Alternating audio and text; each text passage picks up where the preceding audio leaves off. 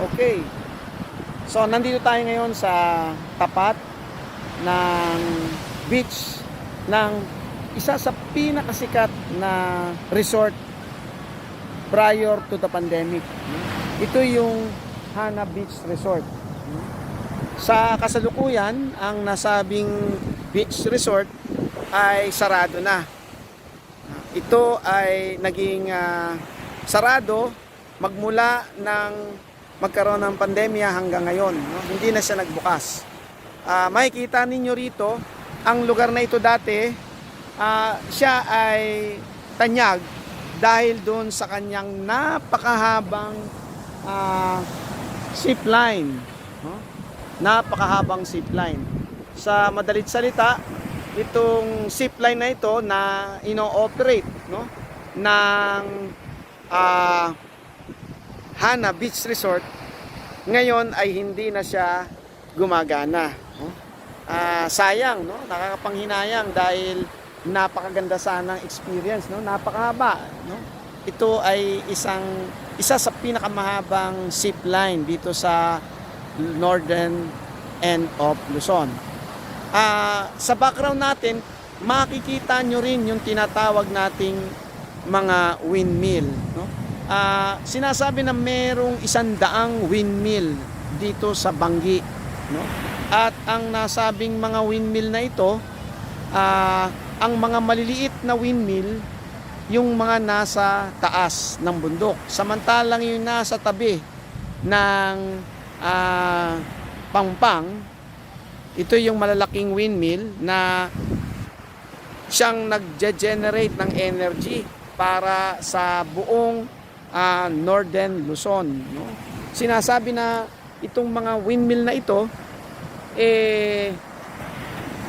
napakalaki ang naitutulong upang bigyan ng mas mababang kuryente ang mga taga northern Luzon. Kasalukuyan, ang nasabing mga windmill, kung mapapansin nyo sa background, ito ay hindi umiikot. Ibig sabihin lang nito na ang mga nasabing windmill fully charged na. Iyon ang palatandaan. Kapag siya ay umiikot, ibig sabihin siya ay umiipon ng enerhiya. Kapag ito ay hindi na umiikot, ibig sabihin parang sa charger ng cellphone, ito ay fully charged na. Mapapansin ninyo ang alon niya, medyo malakas na kasi paggabi na, ngunit makikita nyo ang kagandahan, ang kagandahan ng nasabing beach na ito. Napakaganda. Napakaganda. Napakaaliwalas niya. Kung kaya ito ay isang sikat na dinarayo, na partikular na lugar dito sa norte. Pagudpud. Sinasabi na ang salitang pagudpud ay kuha sa partikular na salita, na ang ibig sabihin ay puti, puting mga lugar. Kaya ito ang masasabi natin kabutihan dito sa nasabing lugar. Merong mangilan-ngilan na mga nagsa-surfing,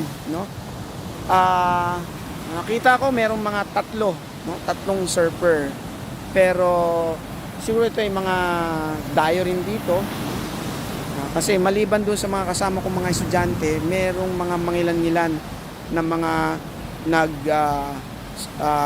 dayo galing sa ibang lugar.